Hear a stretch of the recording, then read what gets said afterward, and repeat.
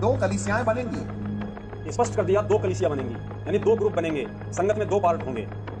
आगे सुनना, एक कलीसिया कहा क्या करेगी, दूसरी कलीसिया क्या करेगी। तो कह रहा कि दो कलीसिया बनेंगी, यानी संगत के दो पार्ट हो जाएंगे, दो ग्रुप बन जाएंगे, एक मैनेजमेंट, एक सतलोक आश्रम मैनेजमेंट और दूसरा सतसेवक। एक कलीसिया,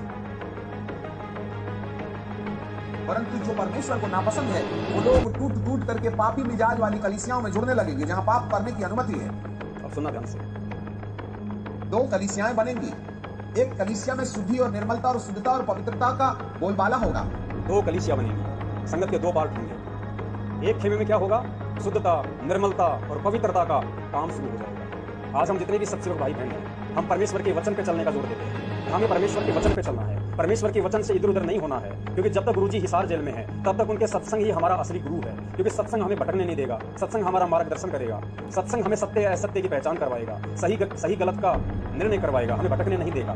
तो जो एक कलीसिया है उसमें क्या होगा, स्वच्छता, निर्मलता और पवित्रता का बोलबाला होगा, जो आज सत्सेवकों में पनप रहा है।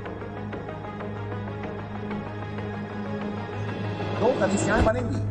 एक कलीसिया में शुद्धि और निर्मलता और शुद्धता और पवित्रता का बोलबाला होगा।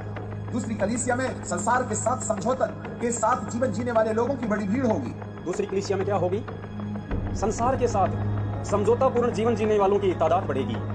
यानी दो कलीसिया होंगी, एक में तो स्वच्छता, निर्मलता, पतिव्रता ये बढ़ेगी, और दूसरी कलीसिया में क्या होगी, संसार के साथ समझौता पूर्ण जीवन जीने के वाले लोगों की तादाद होगी। यानी वो जाट आरक्षण में भी जाएंगे। ये जो सतलोक आश्रम मैनेजमेंट हरियाणा है, हमारे भगत भाई बहनों को जिस तरह से इन्होंने हरियाणा के जाट आंदोलन में शामिल कर दिया, अरे भगत को क्यों आरक्षण चाहिए, किस लिए आरक्षण चाहिए, भगत को तो सतलोक में चाहिए। लेकिन फिर भी इस भविष्यवाणी के अकॉर्डिंग ये होना ही था, संसार के साथ समझौतापूर्ण जीवन जीने के लिए संगत को बाध्य किया।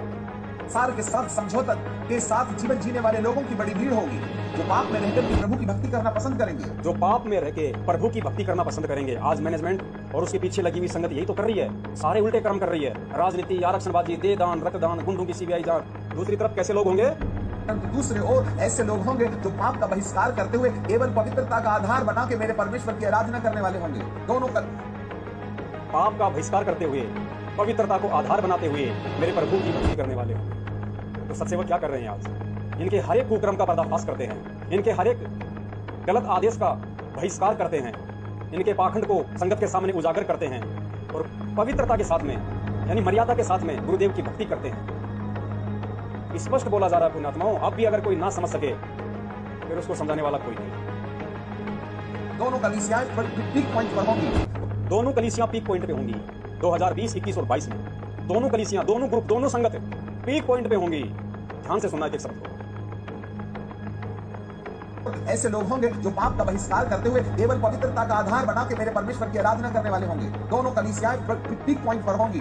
पवित्र होने वाले निरंतर पवित्र होते चले जाएंगे। मसीहत के अंदर दुष्टता जिस तरीके से बढ़ रही है वो भी इतनी पार हो जाएगी चरम सीमा में कि उन्हें बाइबल के वचन याद आना भूल जाएंगे। वो लोग संगत के अंदर पाप कर्म इतने ज्यादा बढ़ जाएंगे कि लोगों को बाइबल के वचन याद आना भूल जाएंगे। बाइबल यानी परमपिता परमेश्वर सद्गुरु रामपाल जी महाराज जी के सत्संग। कि गुरुदेव अपने सत्संगों में हमें क्या समझा के गए थे, गुरुदेव हमें किस प्रकार से भक्ति मार्ग पे चलने की शिक्षा देते गए थे। क्यों? क्योंकि उस संगत में काल एजेंटों के मनमाने आचरण के चलते, काल के दबाव के चलते पाप कर्म इतने ज्यादा बढ़ जाएंगे, कुकर्म इतने ज्यादा बढ़ जाएंगे कि वो बाइबल के वचनों को अर्थात परमेश्वर के सत्संगों को आधार बनाना भी भूल जाएंगे। ध्यान से सुनना। दोनों कलीसियाओं में तरक्की होगी। दोनों में तरक्की होगी। एक पवित्रता वाली कलीसिया बढ़ेगी, इसलिए कुछ लोग एक पवित्रता वाली कलीसिया बढ़ेगी, इसलिए कुछ लोग बिगड़ी कलीसिया से हट करके सुधरी कलीसिया में आना शुरू हो जाएंगे। इसलिए कुछ लोग बिगड़ी हुई संगत से, बिगड़ी हुई कलीसिया से टूट के जो अच्छी कलीसिया, जो अच्छी जो संगत है, जो सत्सेवक है, उनमें आना शुरू हो जाएंगे और आ रहे हैं। हमारे पास कहां से आ रहे हैं भगत भाई? ये जो सैकड़ों की संख्या में जो लाइव देख रहे हैं, जो हजारों की संख्या में इनको शेयर करते हैं, ये कौन है? ये वही तो है जो सतलोक आश्रम मैनेजमेंट हरियाणा से टूट के आ रहे हैं। और कहां से आएंगे हमारे पास? सत्सेवकों के पास में वही तो आ रहे हैं जो मैनेजमेंट से टूट के आ रहे हैं। तो इसमें यही तो कहा जा रहा है।